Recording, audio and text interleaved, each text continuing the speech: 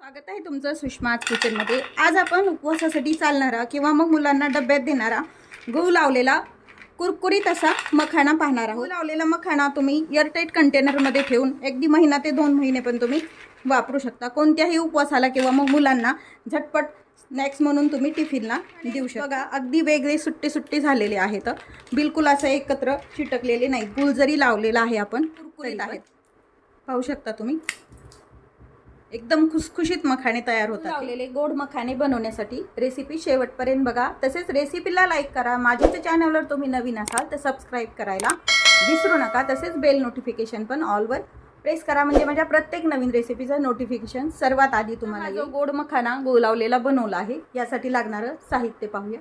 की मी एका बाउलमध्ये मखाने घेतलेले आहेत, गूळ घेतलेला आहे। आवश्यकतेनुसार गूळ वापरायचा आपल्याला, साजूक तूप, डेसिकेटेड कोकोनट आणि वेलची पावडर। मखाने बनवण्यासाठी इथे मी पॅन गरम करायला आल्यानंतर हे जे मखाने आहेत यामध्ये कोरडेच रोस्ट करून घ्यायचे आहेत। तूप वगैरे काही वापरायचं नाही। खुशखुशीत झाले पाहिजेत अशा हाताने दाबल्यानंतर। सुरुवातीला असे चिवट असतात, त्यामुळे थोडेसे कुरकुरीत होईपर्यंत त्याला आपण छान भाजून करूया। भाजला का ते छान कुरकुरीत भाजले गेलाय, असं भुगा होतो याचा। आता आपण गॅस बंद करून हे एका डिश मध्ये काढून, पॅन गरम आहे, 1 चमचाभर साजूक तूप टाकून घ्यायचंय। गरम झाले, आपण जेवढा मखाना घेतला होता त्याच्या निम्मा हा गूळ घेतलेला आहे। गुळाचं प्रमाण तुम्ही तुमच्या आवडीनं कमी जास्त करू शकता। याच प्रमाणात तुम्ही साखरेचे पण बनवू शकता, पण गुळाचे मखाने जास्त पौष्टिक होतात व शुगर असणाऱ्या लोकांना पण हे खाता येतं, त्यामुळे शक्यतो मी गूळ वापरते। आता हे गूळ छान मेल्ट करून घ्यायचं। थोडेसे गुळाचे असे जाडसर खडे असतात, मी चिरून घेतलेलं आहे। त्यामुळे थोडंसं अगदी 1 अर्धा चमचाभर पाणी टाकून घ्यायचे, म्हणजे हे जे खडे आहेत ते छान विरघळून निघतात। जसं आपण चिक्कीला बनवतो तसंच याला आपण पाणी टाकून विरघळून घ्यायचे। थोडंसं छान मेल्ट झालाय। आपण हे सर्व प्रोसेस कमी गॅसवरतीच केलेली आहे, गॅस मोठा करायचा नाही, नाहीतर मग गूळ करपला जातो। आता व्यवस्थित गूळ छान मध्ये आपण हा भाजून घेतलेला मखाना टाकून घ्यायचा आहे। गुळाचा एकदम आपल्याला काही पाक वगैरे करायचा नाही, जसं चिक्की बनवतो तसं फक्त मेल्ट करून घ्यायचं आहे आपल्याला। आणि हे सर्व छान मिक्स करून घेऊया। जर तुम्ही उपवासाला बनवत नसाल तर यामध्ये तुम्ही आपले पांढरे तीळ पण वापरू शकता। मी हे उपवासाला बनवते म्हणून मी शक्यतो तीळ वापरलेले नाही आहेत। मुलांना पौष्टिक म्हणून डब्यामध्ये पण तुम्ही देऊ शकता खायला।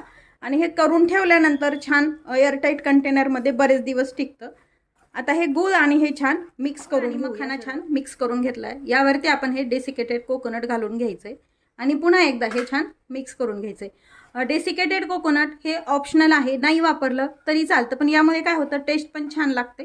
शेवटी वेलची पावडर, ही वेलची आणि जायफळ एकत्र करून केलेली पावडर आहे आणि हे मिक्स करून घ्यायचंय। गॅस बंद करून घ्यायचंय आपण वेलची पावडर टाकल्यानंतर, म्हणजे वास छान लागतो। शेवटीच टाकायची कधीही जायफळ किंवा मग वेलची पावडर कोणत्याही गोडाच्या पदार्थाला। आता हे छान मिक्स झालं, हे प्लेटमध्ये काढून घ्यायचंय।